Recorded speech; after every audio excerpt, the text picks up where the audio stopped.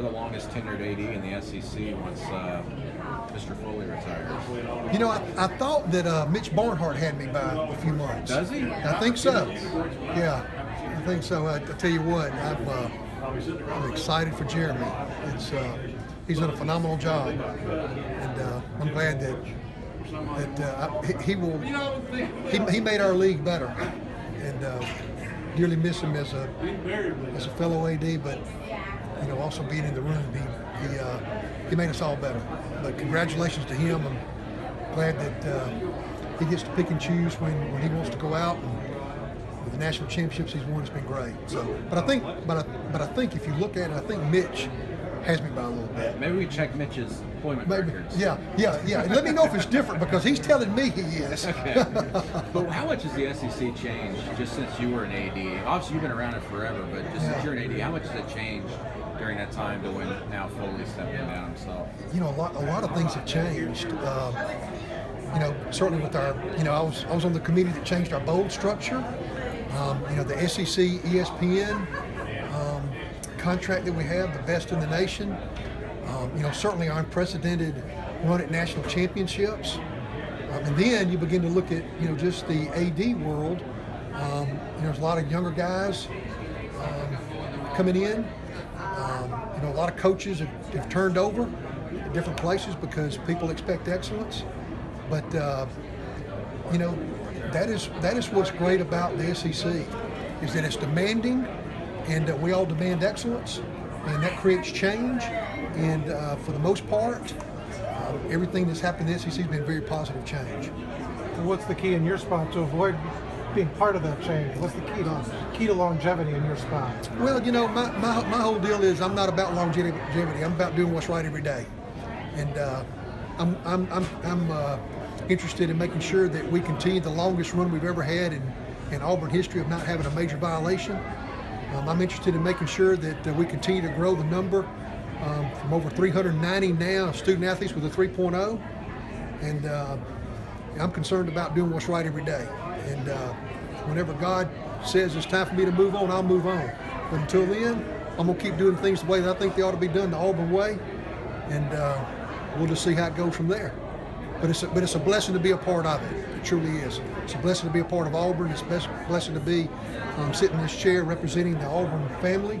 And more importantly, it's a blessing to be representing all those student athletes, 588 of them, that get a chance to come to Auburn and where dreams come true. I know it's Gus Malzahn's contract extension. Did you approach him? What was it? What kind of went into that getting done this offseason? Yeah, well, we both started talking about it early on, and there was so much talk about, is he our guy? Isn't he our guy? He's our guy, and we need stability at Auburn, and so we're counting on him to get it done. We're going to give him the resources that are necessary to get it done, and now he has the confidence that he's going to be here. So that's helpful in any business, particularly coaching. And he's got a great staff of 9 assistant coaches that he's very comfortable with. And we're going to support him at the highest level. You got to win ball games. We know that. But at the same time, we're going to do it the right way. We'll do it the Auburn way and make sure that our student athletes have a great experience and that our fans are proud of how our student athletes behave every day. And that doesn't mean that we're not going to have mistakes. They're 18 to 22-year-olds, and we certainly all, looking at you guys, know you've made mistakes along the way, just as I have. But at the same time, we're going to represent them the right way. Fair or not, when the contract extension was announced, even before it, just because of what happened several years ago with Gene Chiswick, people look at Auburn and go, they'll pull the plug quickly. Right. Is this a way to send a message that you won't do that with Gus, or is it just, I guess maybe go into that a little bit, about that perception that Auburn's a place that'll pull the plug quickly on a coach? Well, this entire league is about winning. But right now, what we need is stability. We need somebody here that stands for the right things like Gus does, the best offensive mind in the nation, taking us to 2 national championships, which very few in this league can say that's happened to them, and only 2, I believe. And so that's what it's about. It's not about perception. It's not about what the past is. It's about what we need right now moving forward, Brandon. And we need him to be our coach for a long time.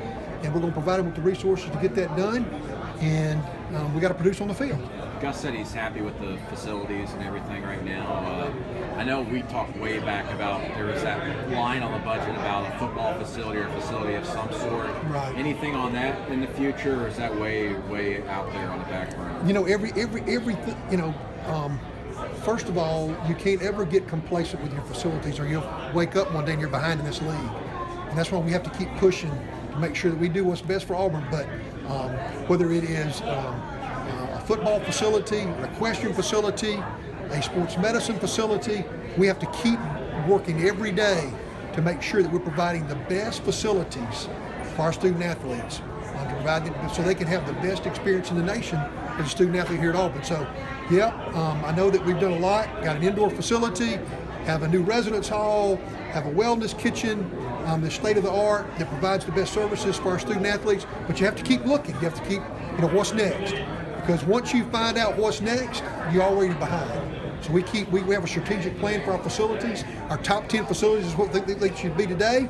That could change tomorrow, depending upon people's gifts and our desire and our needs. So that's in the top 10?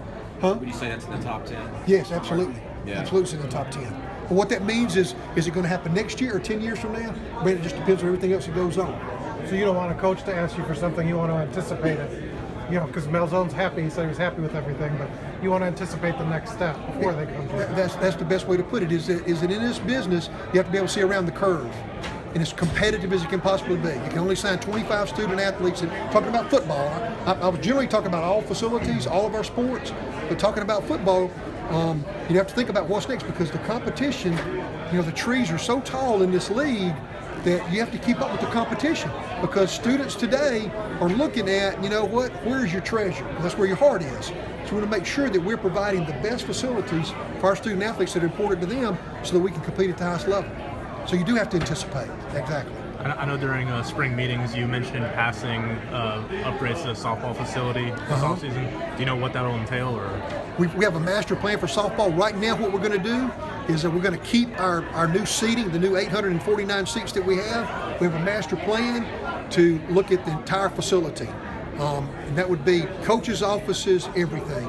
Because what Coach Myers has done is unprecedented, and that is one that we have to stay on top of, because it is everybody here tonight that I've spoken to, at least 8 out of 10 people always talk about softball because it's a fun sport, it's a great sport for viewership, and particularly the way that our young ladies play, and everybody in this league plays, makes it a great sport. So we have to keep working to make sure we have a great fan experience. No, you just restructured his contract, Clint, last year. Is Right. Any other talk after this year? Or Oh yeah. Yeah. Oh yeah. The great thing about it is Clint never comes to me. I have to go to Clint and say, look, we have to talk about this. So in the next couple of weeks, when he gets through with camp, we'll sit down and visit. But he will be rewarded for his successes, not only athletically, but also academically. His team GPA and his young ladies graduating, in the environment, on the exit interviews we have with those student athletes that are leaving now, where they talk about the Auburn experience because he's the head coach and because of other things we do, he deserves to be treated appropriately, and we certainly will. I know you're asked this at the spring meetings, just the men's sports, the top 3, didn't do so well. I think they had 15 combined SEC wins, and softball had 16. How do you think things line up for this next year for those 3 main sports and men's sports? Yeah, well, I think that, obviously you have to prove it. That's why there's a scoreboard at the end of every event.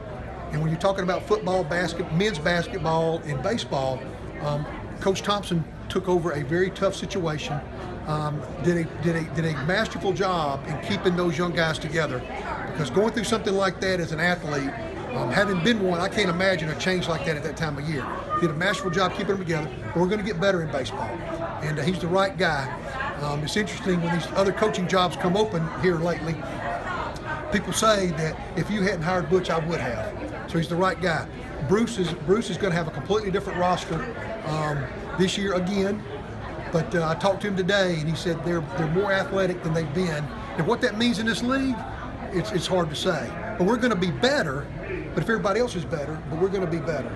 And then certainly in football, the key to this thing is it looks like our defense is very sound. The key to it's going to be the quarterback, just like it is in every league in football, whether it's junior high, high school, college, or pros. You know, the guy taking the snap is the key, and Gus feels good about the couple of options that we have. So, absolutely, we have to do better. But I can tell you this: we're not sparing any resources to give each of those coaches, those 3 and the other 12, other 11, because we're about to hire a tennis coach, the other 11, an opportunity to be successful, whatever it is they need. It's certainly within reason. But having been in this business and played, I know what's within reason. This is a little off topic, and maybe